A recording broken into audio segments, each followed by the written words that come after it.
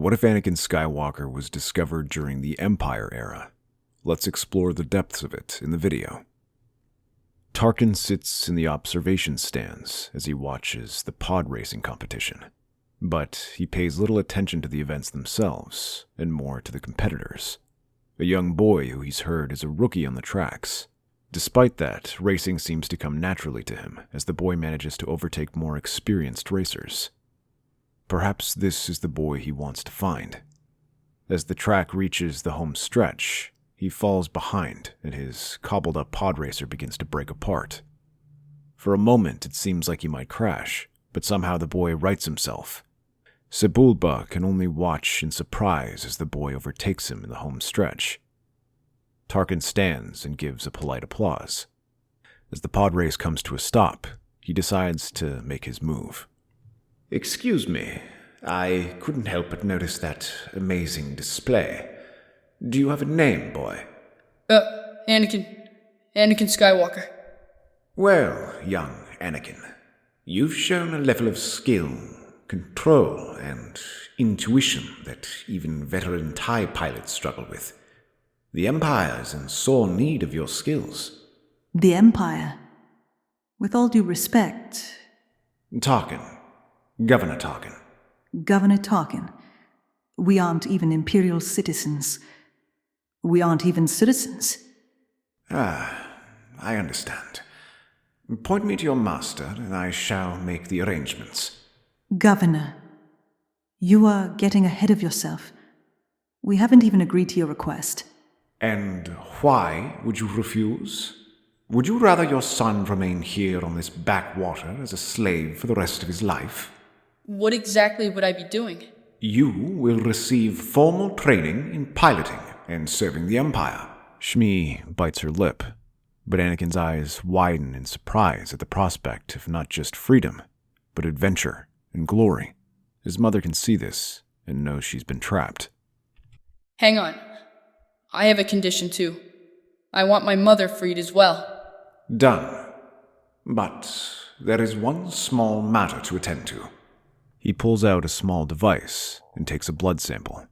When Shmi questions Tarkin on this, he simply says that he's doing a diagnostic check.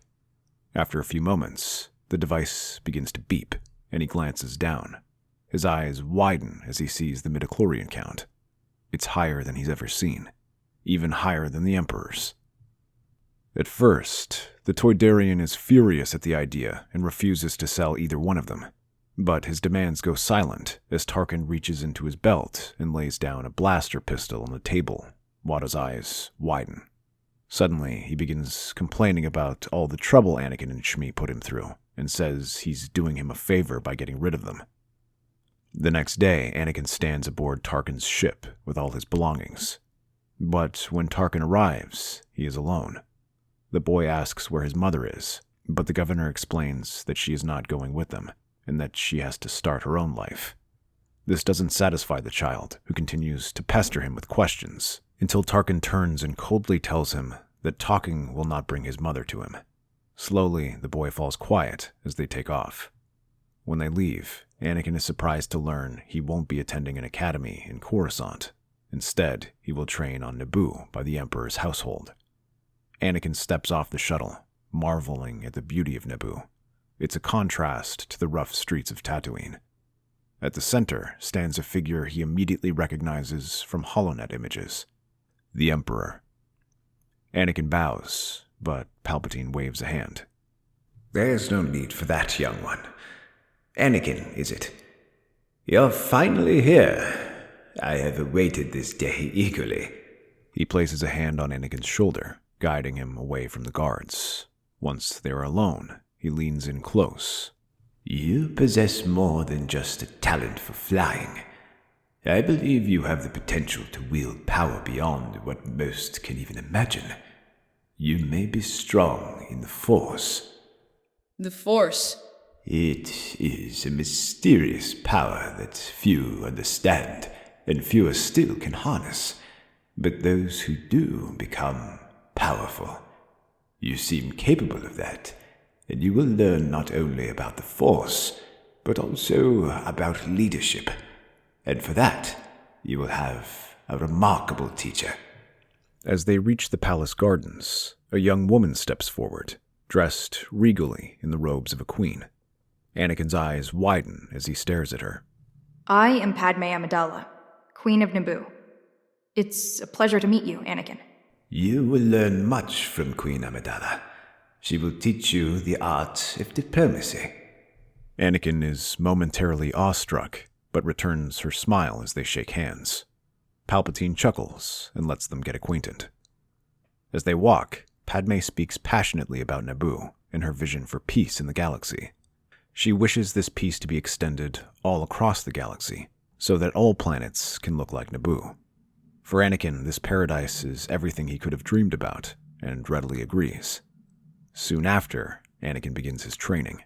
Experienced officers teach him about combat and strategy, while veteran clone pilots further hone Anakin's flight skills and understanding of different starfighters. Tarkin teaches Anakin about the different worlds and factions, along with the details of Imperial bureaucracy. While Anakin listens attentively enough, his real favorite lessons are his time with Padme. She teaches him about diplomacy, making deals, and touring him around Naboo.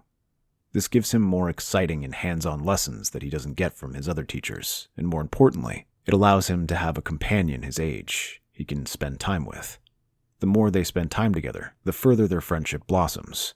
But when he's not learning these regular lessons, he spends the rest of his time with Palpatine. The Sith Lord teaches him about the Force, but compared to the rest, this training is particularly harsh and brutal. In contrast to his feeble but compassionate image, the Emperor proves to be stern and commanding. He shows Anakin how to harness the Force, but not bring balance. Instead, he shows him how to use it as a tool for control and dominance. He shows Anakin the darker aspects of the Force. For someone who grew up on lawless Tatooine where slavery is rampant and crime lords are free to do as they please, he has some understanding of these ideas. Seeing this, the Emperor fills Anakin with the ideas of justice and peace. He tells him how he can use these powers to bring order to places like Tatooine, which further motivates the boy. But that doesn't mean Palpatine goes easy on him. The Emperor is more than happy to push the boy and strike him with the Force if he fails. All of this is part of his plan to mold the perfect apprentice. As the years go by, Anakin's skill with the Force is slowly honed as he becomes a master Force user, able to duel and perform incredible feats while he becomes a master duelist with his lightsaber. Eventually, Palpatine begins to trust Anakin enough to send him out on missions. These include crushing rebellious parts of the Empire or meeting with representatives from other worlds. When on diplomacy, Palpatine and Tarkin show the success of the Empire where they have managed to lift systems from poverty. Meanwhile, when dealing with rebels, he chooses the most extreme groups like Saw Gerrera and his partisans. Anakin crushes these groups without mercy and allows him to fully buy into Imperial propaganda. This only further pushes Anakin into the dark side, as he fully buys into Palpatine's idea of power and control. But at the same time, his love for Padme grows as he becomes more attached to her, and the two eventually marry. Padme, though, begins having her doubts on the Empire. While she was queen, she was confined largely to Naboo. But as she grows older and secretly travels beyond, she sees its failings and crimes as well, which disillusion her to the Empire. With the Empire expanding, rebellion grows as well. It spreads across the Outer Rim. That is why when Palpatine reveals the plans to construct the Death Star, he fully supports this project, believing it can help bring peace by crushing the rebellion. It is as Tarkin predicts that overwhelming force will bring the galaxy to heel. They have the station built in secrecy. Despite that, Tarkin begins noticing some irregularities as he suspects some slaves are escaping. He also receives several reports of Alderaan ships operating in the area. With Bail Organa having long been suspected of aiding the rebellion, they decide to dispatch Anakin to deal with them. One of the ships they detect is the Tantive 4, which attempts to flee. But Anakin's Star Destroyer quickly overtakes them and opens fire. It pours turbo laser fire and damages the ship enough to allow Vader to board. Anakin strides through the smoky corridor of the Tantive 4. The stormtroopers behind him file in, weapons ready. They have orders to take no prisoners. whatever is stolen is to be recovered. Without warning, a barrage of blaster bolts streak through the smoke, aimed directly at Anakin. He reacts with lightning reflexes, his lightsaber spinning to deflect each bolt. Sparks fly as he sends them hurling back towards the rebel. Some bolts hit their marks, sending rebels collapsing to the ground, while others ricochet off walls, turning the ship into a hall of death. Anakin presses forward, and the remaining rebels scramble for cover, but there's nowhere to hide. He advances, cutting down resistance as he moves. Suddenly, a squad of rebels rounds the corner, unleashing another hail of blaster fire. Anakin raises a hand, channeling the Force to absorb the impact, and with a quick gesture, sends a force push that slams the rebels back against the wall. They crumble, and before they can regroup, Anakin steps forward, spinning his lightsaber in a deadly arc that cuts through the hallway like a whirlwind. Even their grenades have little effect as he hurls them back at their throwers, killing large numbers of them and clearing the halls for his men to advance. He cuts through the rebels with ease, until a large hand grabs him and throws him back. Rather than fall, Anakin slides through the sand as a reprogrammed Imperial security droid advances on him. K2SO slams his fists together and tries to grab his neck, but Anakin is faster. He slides out of the way and dodges the follow-up kick. Instead, when the droid comes at him again, the Sith apprentice lashes his lightsaber and severs his hands. He then throws the sparking remains at another rebel. Beyond, Cassian Andor and Jyn Erso rally survivors, but Anakin spots them. He deflects a shot from Cassian before knocking him off the barricades they form. Jyn fires at Anakin as he rushes forward. Once close enough, she swings her blaster like a club, but he blocks her strike, slicing it apart. Jyn tries to punch him, but Anakin shoves her to the ground and drives his lightsaber into her leg, causing her to scream out. Cassian tackles him to the ground, reaching for his vibroblade and trying to stab him. He scores a shallow wound, but Vader kicks him aside and slams the butt of his lightsaber against his face. Cassian stumbles back and points his lightsaber at his heart. He's about to finish him off when a door slides open and Padme steps out, blaster in hand, while several rebel bodyguards protect her. She's about to shoot, but freezes as she sees Anakin. The Sith apprentice is equally shocked and looks at her. Padme? Anakin, stop this. What are you doing? What are you doing here? Why are you with these rebels? Because I can't stand with the Empire any longer. How can you say that? Palpatine is our emperor. We agreed to serve him. Really? Because he acts more like a tyrant. Anakin, we weren't just attacking some Imperial facility. He's building a super weapon there. I know. You know? How could you know that he's building a planet-destroying weapon and still support it? Okay, it doesn't look good, but we need this weapon. With it we can restore order and bring the rebellion to heel. And then, at last, we can bring peace. You're mistaking quiet for peace. Quiet is where people simply ignore the horrible things happening in front of them, like what's happening on the Death Star. This mission isn't about sabotage. It was a rescue mission. She steps aside to the cargo hold, where he can see rows of shackled Wookiees and Geonosians who are cowering in a corner. Slaves? But the Empire outlawed slavery. Yes, Anakin. These are people used and discarded by the Empire you're protecting. This order, you believe, is built on their suffering. That weapon you're protecting is built by thousands like yourself. Ask yourself, is that something worth protecting? The silence is deafening as he stares at the slaves. It wasn't that long that he'd forgotten his own experiences. His resolve falters, a flicker of doubt clouding his usually unshakable determination. The stormtroopers behind him shift uneasily, waiting for his command. Anakin, please. You don't have to do this. There's still time to make things right. How many? Thousands, more or less. Anakin glances over at the bay and counts 100 slaves at most. At this rate, they will never rescue enough. He bites his lip and then shakes his head. All right, I have an idea. A lockdown is ordered aboard the Tantive 4, with the boarding crews being taken into custody. Anakin selected his most reliable soldiers and has the rest imprisoned temporarily. Communication is then cut off from the Star Destroyer for several hours, which worries the crew. They begin wondering whether to send reinforcements or fire upon the Tantive 4 before it escapes until they receive a transmission from the ship. Anakin orders for the Tantive 4 to be taken into their hangar. Although confused, the crew complies and attaches a docking clamp onto the ship. But as the door opens, it's not victorious stormtroopers who emerge. Angry Wookiees rush out, tossing aside the guards while Geonosians fly through the halls, grabbing crewmen off the ground or firing stolen blasters. Behind them, Anakin leads a mixed force of rebels and stormtroopers, using stun rounds to disable the crew. Using his knowledge of the flagship, Anakin leads them through the halls to the bridge without incident. There, the Imperial officers in command are helpless as Anakin locks the doors behind them and takes them prisoner.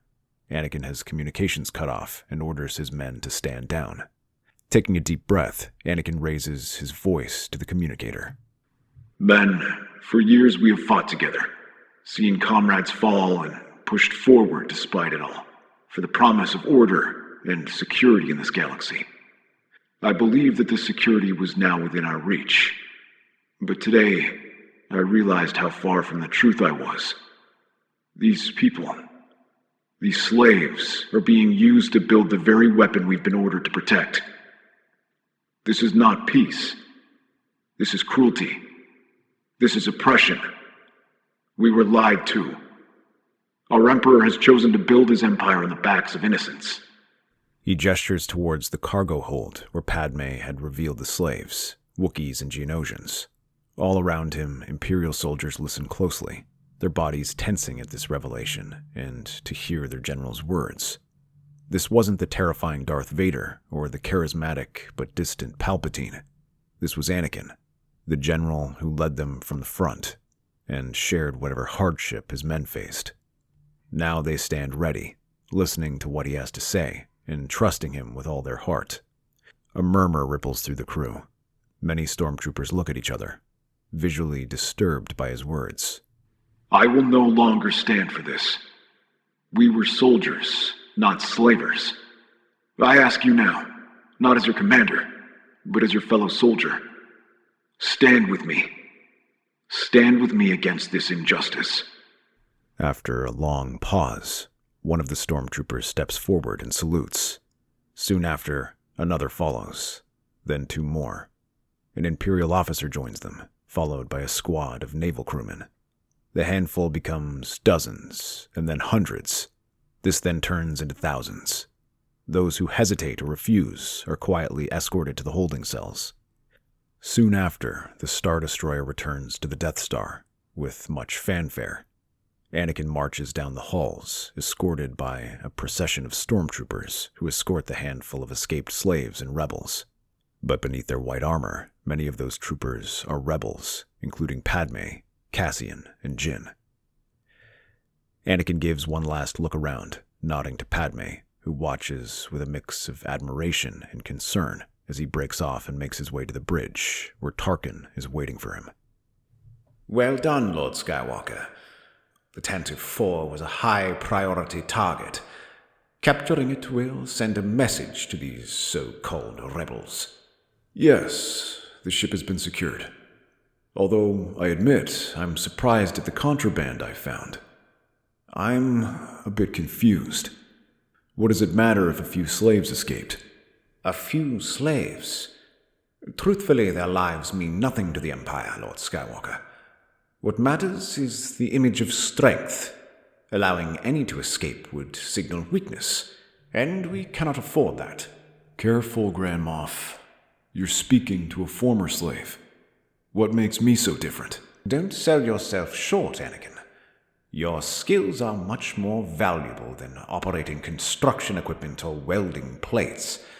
Their worth lies in what they can produce, not in what they are.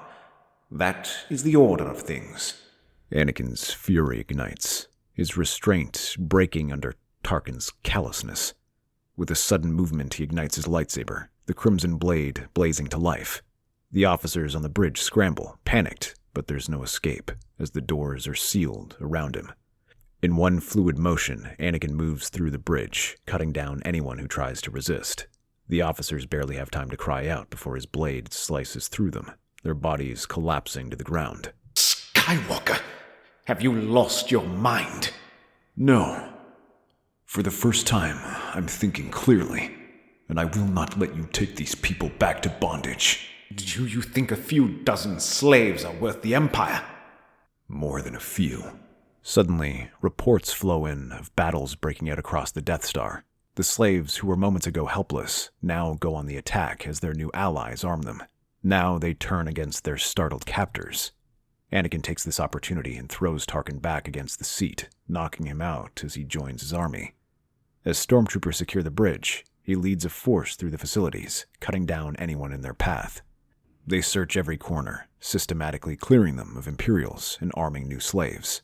Sometimes some Imperials even lower their weapons and rally behind them. Soon the remaining Imperial forces are in full retreat as they secure critical sections of the station, like the bridge, hangar, and reactor. Just in time, too, as the Rebel fleet arrives. Hundreds of ships of various sizes emerge from hyperspace, rushing towards the Death Star. But they aren't here to fight. Instead, they begin docking on the access port to evacuate the slaves and Rebel soldiers. Anakin oversees all of this from the bridge, alongside Padme. Padme, I'm sorry. For everything. For not seeing the truth sooner. For allowing myself to be blinded by Palpatine's lies. Anakin, look what we've done here. Look at the people we're saving. You've broken free of his grip. And now these people have a chance of freedom. I've never been prouder of you than I am at this moment. But before he can say more, the bridge officers signal an alert. A second fleet alert drops. This time it is far from a welcome sight, as dozens of Star Destroyers emerge from hyperspace. We have to hold them off until the evacuation is complete. All turbo laser batteries target the Imperial fleet. We can't use the main weapon yet, but we can slow them down. Turbo lasers along the Death Star's surface begin to fire at the advancing Imperial fleet. The Rebel ships in the evacuation fleet scramble, some joining the fight. The Imperials begin their assault, launching waves of TIE fighters that swarm toward the Death Star and the Rebel fleet. The station shakes from the impact of the Imperial bombardment. In the midst of the battle, Palpatine slips aboard the Death Star, cloaked in darkness and moving stealthily through the station's corridors. While the guards don't fight him, Anakin senses his presence. He's here. Once the evacuation is done, activate the main weapon and overload the reactor. We need to destroy the Death Star no matter what. I understand. Suddenly, Palpatine emerges from the shadows, his twisted smile visible beneath the hood of his dark robes. Master, it seems like the opening of your station will be delayed. No worries. I am sure the slaves will be happy to repair the damages. And who knows, maybe you'll be joining them. Anakin ignites his lightsaber. Palpatine extends his hands, unleashing a barrage of Force lightning. The younger Sith's lightsaber is up to block it, dissipating it with a swing as he rushes forward. Palpatine catches the counter-slash and then pushes it down as he rushes at them. The room lights up as the two duel, lighting up the room with energy and sparks from their lightsabers. Padme watches this but hurries to the controls, trying to activate the weapon. Palpatine senses this and slips past Anakin's defenses. He lands a blow and slashes his side by trying to pull her with the Force, but Anakin grabs his cloak and begins to pull him back, followed by another blow at the back of his head. This disorients Palpatine, who loses his concentration. Anakin stands over him and reverses his grip to drive his lightsaber down. Palpatine raises his hand and directs it to the ground. He then shoves Anakin back against the broken console. But it's too late as Padme hits the last command code, sending the entire station trembling. A flash of fear crosses Palpatine's eyes, especially as the ceiling begins to collapse around him with bits of debris falling on top of them. Palpatine catches one and hurls it towards Anakin, but the Sith Lord suddenly leaps to his feet and slashes his lightsaber across the panel, severing it apart. The ground begins to shake beneath them, sending fissures through the floor. Anakin leaps past them and rushes towards him. Palpatine chuckles and blocks these attacks, letting the ground unsteady him. He watches as he stumbles and Anakin staggers forward. Palpatine tries to drive his lightsaber down while he's confused, but Anakin dives out of the way and swings his lightsaber at Palpatine's leg. It manages to force the Emperor to his knees. With this distraction, Anakin directs some falling debris on top of Palpatine, who is buried in the rubble. He squirms and tries to get free, but he pulls his lightsaber from his reach, and Anakin stands over him. Well, do you plan on finishing me off? On the contrary, I think I'll allow you to do the honorable thing and let you go down with your ship. He takes Padme's hand and leads her off as they start to run to the hangar. They board one of the last shuttles, leaping aboard just as the Death Star collapses behind them. They barely manage to clear the station as it bursts into a fiery ball. Many are shocked to hear about the Emperor's death and fear civil war, but many rally behind Anakin, who Palpatine made no secret of his favoritism or his mastery of the Force. Many influential senators and generals rally to their side and join his army, allowing him to secure the Imperial throne. Anakin's first course of action is to take a long, hard look at the Imperial bureaucracy, clearing out slavery and other types of abuse prevalent in the Imperial military. While this is an excellent first step, Anakin knows he cannot do this on his own. Instead, he contacts the Rebel Alliance leadership and invites them to rule with him, allowing their most experienced leaders to govern the reformed empire. Together, and with Padme's help, they can make huge changes within the empire that greatly improve the conditions of many of its client worlds. It is so successful that Anakin feels comfortable enough to delegate tasks to the likes of Bail Organa as he sets his sights on a new task, searching for his mother. That's our theory. The Star Wars universe is a galaxy filled with exciting stories and possibilities, and we love exploring them. If you want to accompany us on this journey to a galaxy far, far away, then please like, share, and subscribe to our channel.